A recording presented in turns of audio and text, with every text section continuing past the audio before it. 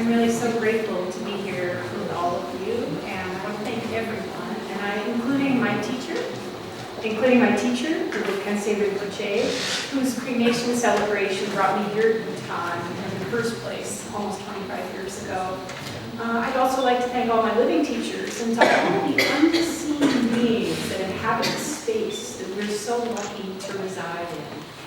There are, of course, real scholars of Gesar, from Stein to Surutashi, Fitzhubert, Ford, Samuels, Ramble, Sempton, Carvey, Alexander, and David Neal, and including my esteemed colleagues here on this panel today. And if I had more time, I wish I could sit around and we could share these fabulous Gesar stories and tales. Extraordinary tales of battles and victories, of defeating giant rats, of human-sized mosquitoes and mountain-sized dragons. And I wish I had a Gesar Bhutanese story box. And please ask Dashu Karma Urala. I'm sorry I don't have an image for you, but I do have an image here of a kava from Rajasthan. They go back to the 2nd century that storytellers would use to help them tell their stories. But of course, we would be here all week if we were to tell all those stories.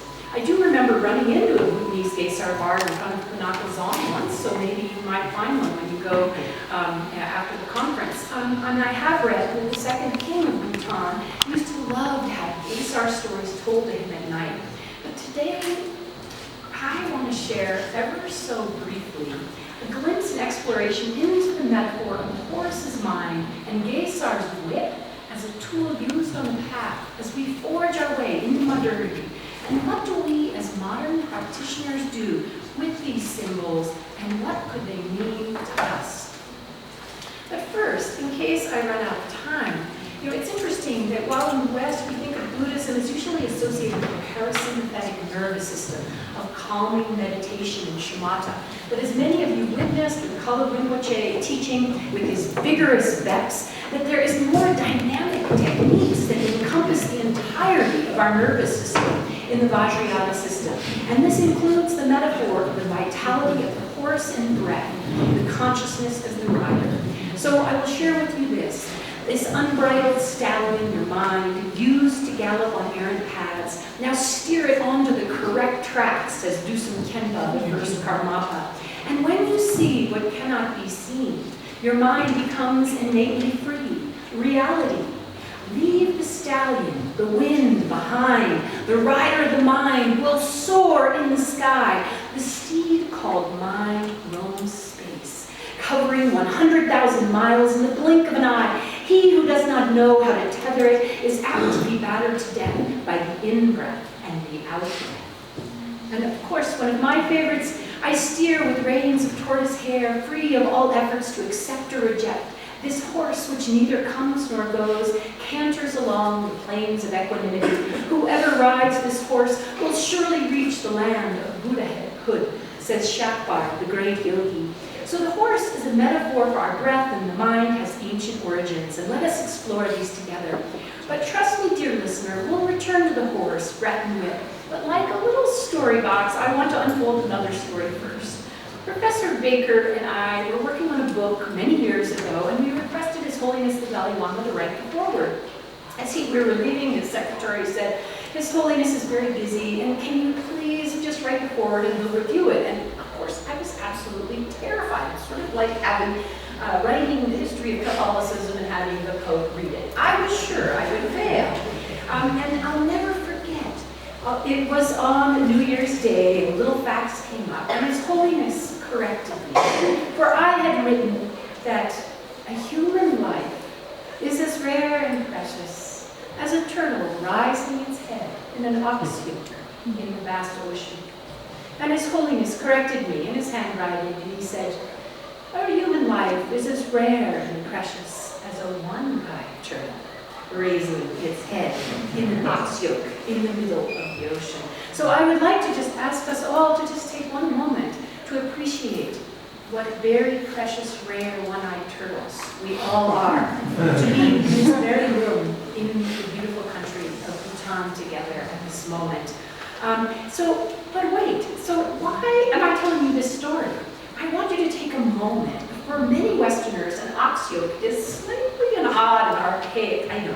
Where does it come from and how does it relate to our practice? And I hope in this talk to share just some tiny glimpses into the vast history behind our incredible practices. The sculpture here is of a bull cart and a rider from the Harappan culture over 2000 BC. And when we look here, on the first day, someone asks the simple question, what is your definition of Hatha Yoga? And the earliest reference to yoga we seem to have at this point in time, and subject to debate, is the 15th century BCE Rig Veda. And in it, yoga is not mentioned, it does not denote meditation or even a seated posture, but rather it refers to a war chariot, a wheeled vehicle pulled by a team of horses, a yoke the two held together. The self is the owner of the chariot is the body, soul, buddhi is the body's charioteer, mind, the reins that curb it, is in the Hindu Kapataka of Upanishads from the 3rd century BC. So yoga was seen as a means for reining in the mind, a disciplined practitioner who has yoked the horses, and the chariot of the body incensed with the reins of his mind rises up supreme. Symbols of meaning change over time.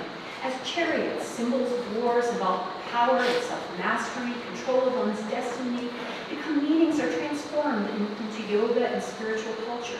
The chariot's role in Hinduism cannot be underestimated.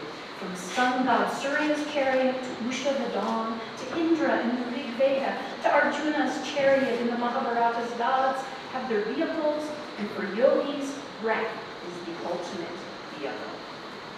Archaeology supports the incredible history of chariots and horse culture that transformed human culture.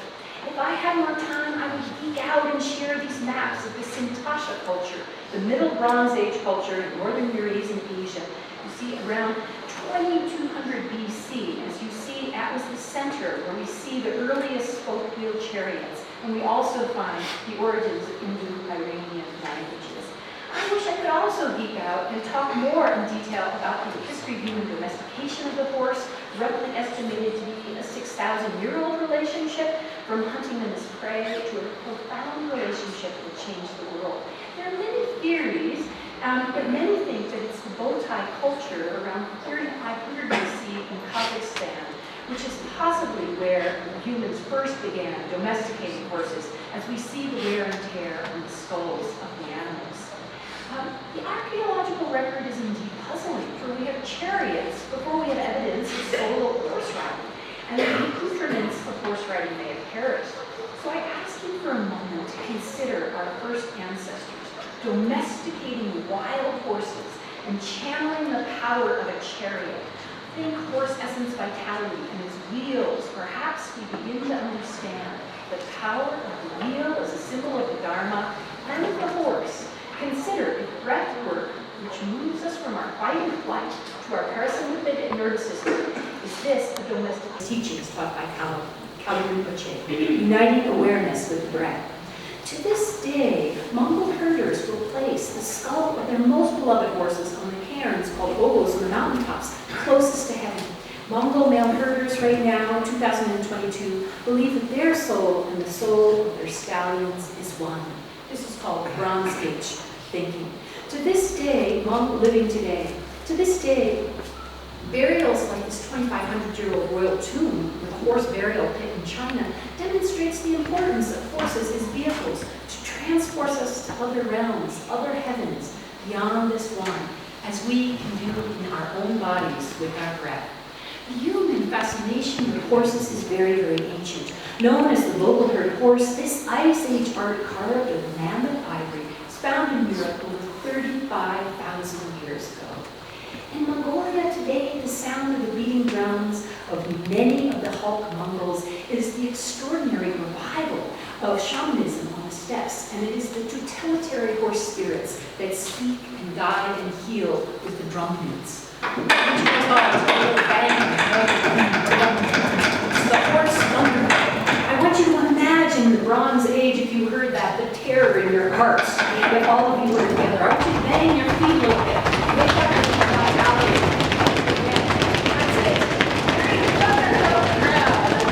That's it. Love it.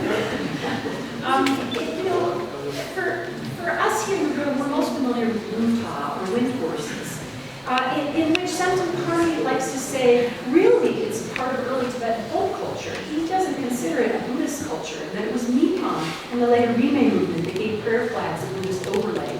And in Burma, Nepal, where I did many years of research, it was tufts of wool that are traditionally used for the otherworldly and unseen spirits we coexist with as offerings. In Mongolia, lunta are called kimor and translates as gas horse. I'm not sure that translates well into English.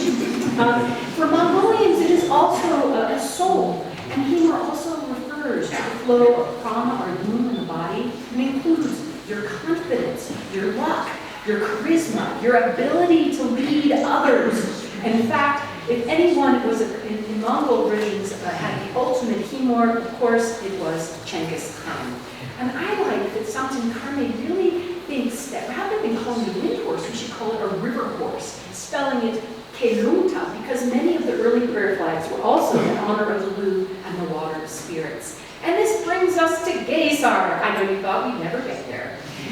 Gesar would not have received his name, nor his princess, if he hadn't won it in a horse race. On his beloved horse, Kango Gakar, he had won many battles, and do notice his whip, because I promise I will get there too.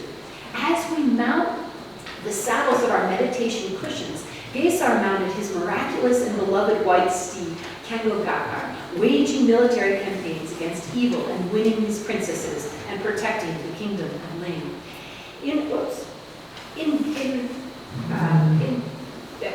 That's his horse there.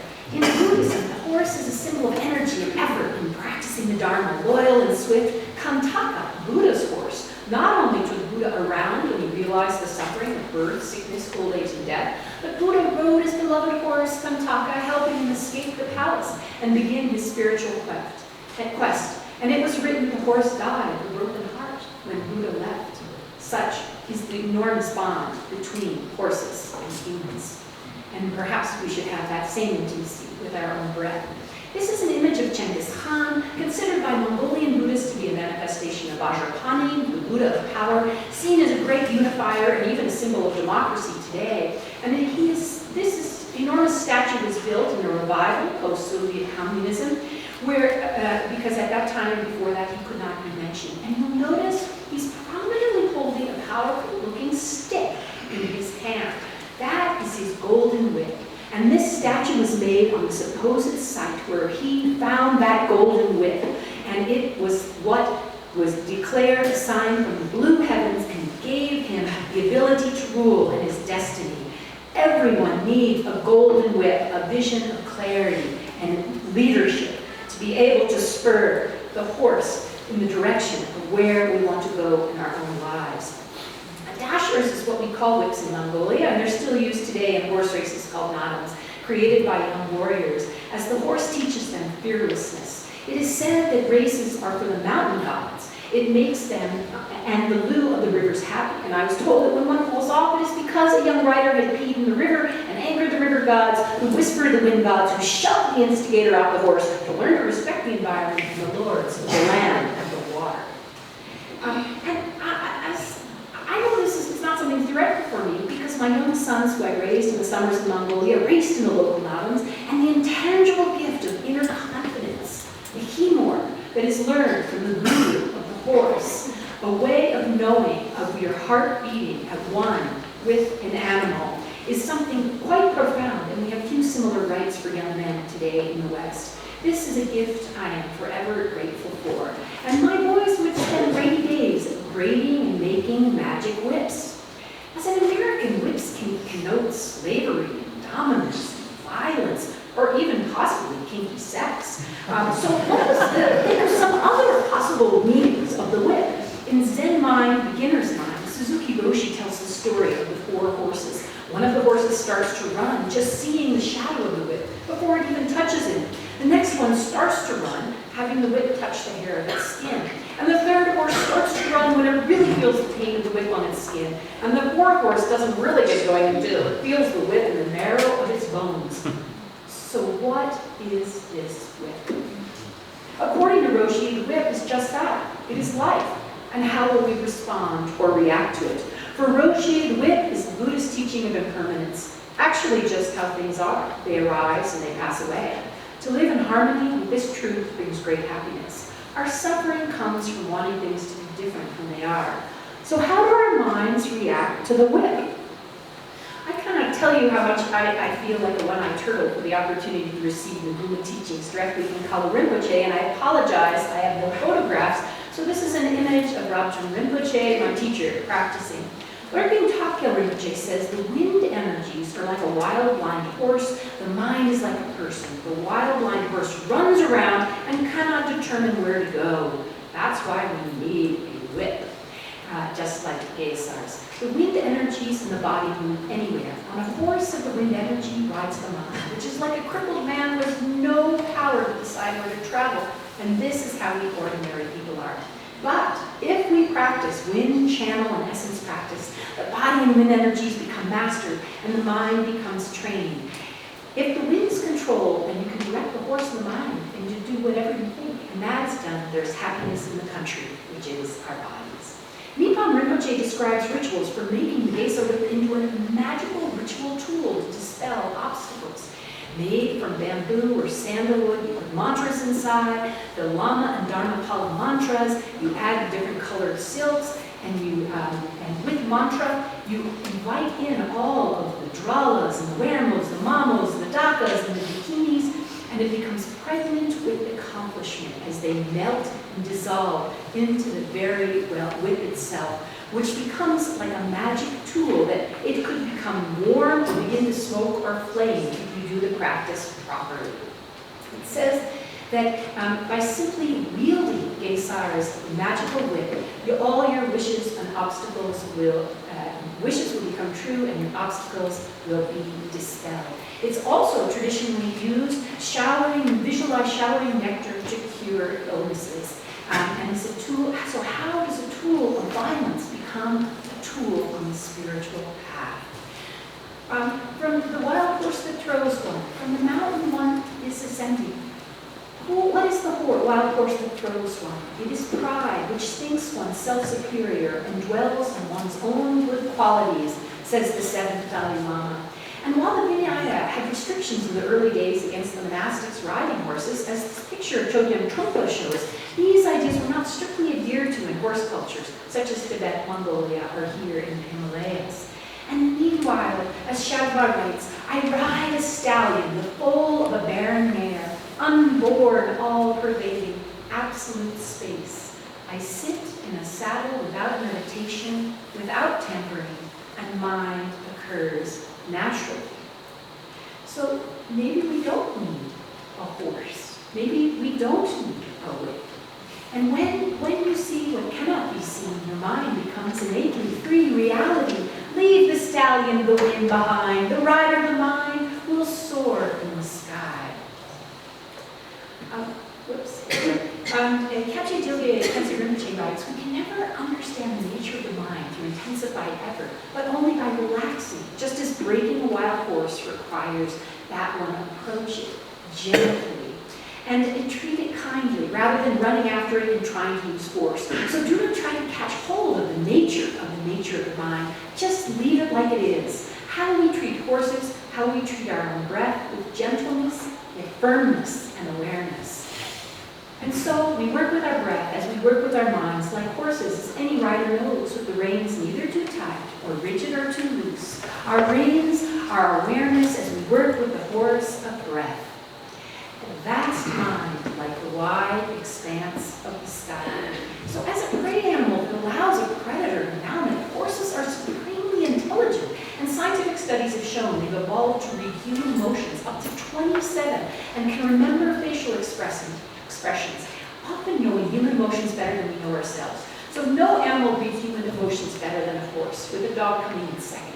Horses today are used in equine therapy to help mentally disturbed and troubled youths, army vets with PTSD issues, because the relationship of human to horses is profound and based on trust. Horses have been used to help and restore and rebuild trust. So no wonder the Dharma is carried by Kantaka, Buddha's loyal steed, or Gesar's magical cannon goat Gekar.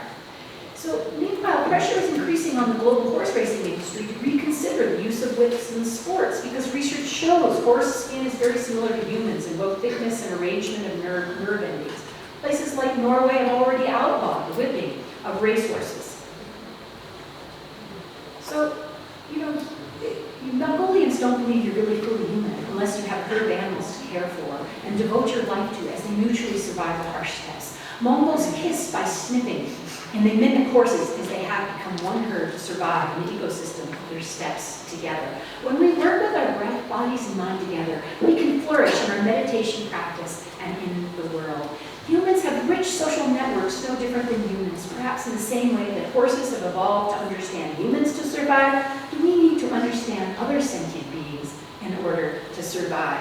Tragically, we're wiping out the rest of sentient life on Earth 1,000 times faster than the natural extinction rate. So many mammal species will go extinct in the next 50 years, the planet's evolutionary diversity won't recover for at least 3 million years. If you were to weigh all the land mammals globally today, only 4% are wild. The rest are livestock and humans. Are our animals too domesticated? If there was ever an innovation, it might be how we live in interdependence, in Sangha perhaps, not just with humans, and not even just with animals, but with efforts at reducing habitat loss and animal extinction in honor of Gesar, the all non-human beings we cannot see, down to the microbes. E.O. Wilson says we shouldn't say we live on the era of the Anthropocene, where man's impact on the earth, but the Emocene, an age of loneliness with the extinction of 60% of Earth's wildlife wiped out since 1970. That's our lifetimes. If there was a 60% decline in the human population, that would be equivalent to emptying North America, South America, Africa, Europe, China, and Oceania. That is the scale of what we've done in emptying the earth of animals. And that is why the relationship we have with the horse, a domesticated animal who reads our emotions sometimes better than we do ourselves, has never been more important. It's not just our relationship to our minds and breath, but our relationship to all living beings on this planet. So scientists like sociobiologist E.O. Wilson calculate we really need at least half of the planet in a natural state with unequal ecosystems to survive, which is extraordinary. Here in Bhutan, a green lawn with a population of roughly 14,000 horses. Increasingly, we become more urban, and we seek out wild places, like the yogis of old, in what E.O. Wilson calls biophilia, our innate need to connect with other living things in an ecology of interconnectedness. Do we lose our humanity when we lose nature, and does nature make us more human? If Ganesh has, and so on that, I would like to thank you, because if Ganesh has his mole, Saraswati has his swan, Gesar has his Midgar, what will be our vehicles of the future? And what will happen to horses, elephants, ancient domesticated animals, and our human-animal relationship? From chariots, from late Iron and early Bronze Age to Gesar's whip. What do we choose to take with us forward in terms of symbols and their meanings as Vajrayāna moves into the future? I will let each of you decide. Thank you very much.